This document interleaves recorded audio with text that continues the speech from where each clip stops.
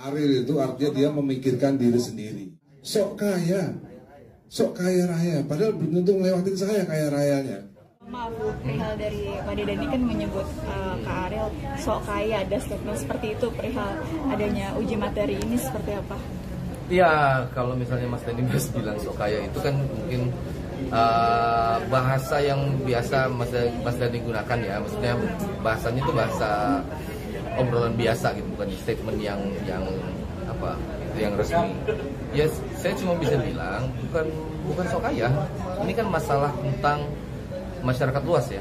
Jadi kalau misalnya pernyataan bahwa setiap kali menyanyikan sebuah lagu di konteks performing rights semuanya mesti izin, itu kan termasuk anak-anak muda yang mau nyanyi di pensi, bawain lagu orang, apalagi banyak hal. Jadi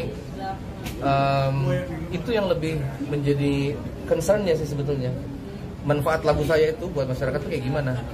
Jangan sampai terhenti manfaatnya karena ada ketakutan. Karena kan ada manfaatnya juga buat saya sebetulnya sebagai pencipta lagu. Kalau lagunya dinyanyikan banyak orang, satu, manfaat buat diri sendiri itu senang pasti. Kita punya lagu berguna buat orang banyak ya. Terus kedua, manfaat ekonomi juga, tinggal yang masalahnya itu adalah manfaat ekonominya. Semakin banyak dinyanyikan, bagaimana manfaat ekonomi juga semakin terasa. Itu aja sih. Melihat Lesti dan juga Semi hari ini menjadi saksi Kak, mengeluhkan perihal dilaporkan oleh pencipta lagu, seperti apa Kak melihatnya? Ya itu dia. Menurut saya permasalahannya adalah di pernyataan awal setelah persidangan Agnes itu ya. Ya menurut saya itu nggak jelas, terlalu singkat untuk bisa dipahami oleh masyarakat luas. Sehingga itu tadi ada orang-orang yang tidak terlalu mengerti, sehingga terus mereka beraksi gitu. Beraksinya salah satunya ini pencipta lagunya yang dinyanyikan oleh Lesti, kan dia menagihkan ke Lesti pada saat Lesti menyanyikan lagu itu di stasiun TV. Sedangkan yang seharusnya membayarkan adalah di stasiun TV-nya. Ataupun kalau Lesti pada saat dia ini terakhir ya, pada saat dia bernyanyi direkam oleh orang lain, ditaruh di YouTube, kenapa mesti Lesti yang bayar? Kan sebetulnya gitu. Membayar kan mestinya pihak yang mengupload itu, dia nggak punya hak sebetulnya. Apalagi IP-nya Lesti sendiri dia nggak punya hak sebetulnya. Sebenarnya Lesti sendiri bisa menuntut ke orang yang upload di YouTube sebetulnya. Tapi kalau masuk di YouTube itu udah ada mekanikalnya, udah ada mekanisme tentang pembayaran itu, jadi nggak terlalu masalah sebetulnya. Jadi YouTube akan membayarkan ke publisher yang dimana pencipta lagu itu bernama. Seharusnya begitu. Terima kasih banyak Kak. Saksinya siapa yang memang yang berperkara langsung ataupun yang mendapatkan keresahan dampaknya gitu langsung, itu sampai saat ini itu. Tapi yang kita paling senang sebenarnya adalah minggu lalu keterangan dari pemerintah, yang dari waktu itu kita kan minta keterangan dari pemerintah kan, dari aksi punya pendapat A, kita punya pendapat B, dan tidak ada yang menengahi. Waktu itu nggak ada yang menengahi, kita minta, waktu itu kita mendatangi Menteri Hukum, sempat juga, tapi melalui sidang MK ini, begitu kemarin dipanggil, kesaksian dari pemerintah, dari Presiden itu utusannya dari JKI, dari DPR juga ada, mereka menerangkan bahwa mereka menerangkan bahwa seharusnya yang membayar itu adalah penyelenggara acara. Itu salah satunya sangat melegakan jadi bisa jadi pegangan lah buat penyanyi seluruh Indonesia bahwa memang bukan mereka yang mesti bayar itu adalah penyelenggara acaranya.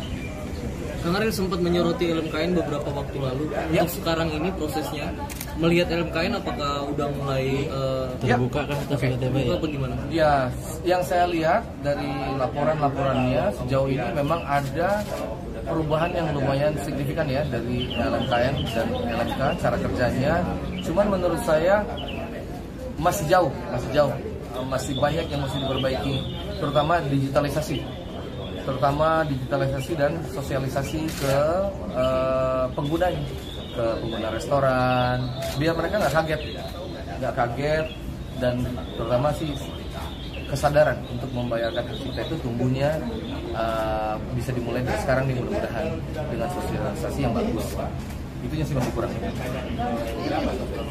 Kan terkait ini kan Ya. Kenapa? Kenapa tuh? Katanya menurut cita-cita dari mereka malah justru Kang Ariel sendiri yang minta mereka untuk balik lagi gitu. Itu ya, benar nggak sih? Oke. Sebenarnya Peter Pan Reunion itu bukan reunion sebetulnya. Jadi kayak seru-seruan balik lagi nyanyi lagu-lagunya Peter Pan. Kebetulan karena Noah kan lagi hiatus tuh. Jadi kalau dan di Peter Pan yang format yang kemarin ini kan ada Lukman. Kalau saya juga ikut nyanyi, jadi kayak hilang hiatusnya Noah, jadi saya nggak bisa ikutan. Tapi saya sangat mendukung sih sebetulnya kegiatan ini. Jadi kan itu kayak mengobati kekangenan fans Peter Pan.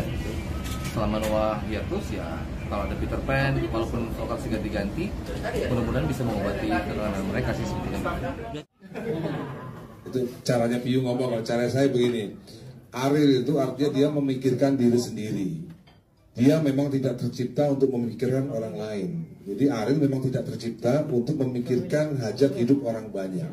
Kalau saya dan Mas Piyu, memang yang kita pikirkan tidak hanya kami berdua, tapi juga pencipta lagu di belakang gitu. Jadi maksud saya begini, kalau tidak memikirkan pencipta yang lain, ya nggak usah sok kaya.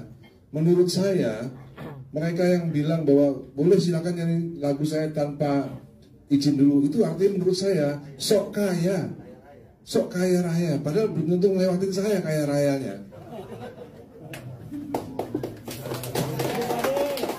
Ya. Tapi memang saya kan hari ini cuman istilahnya mendukung teman-teman yang menjadi saksi. Seperti Kang Arman bilang, mudah-mudahan langkah kita ke Mahkamah Konstitusi ini membuahkan hasil.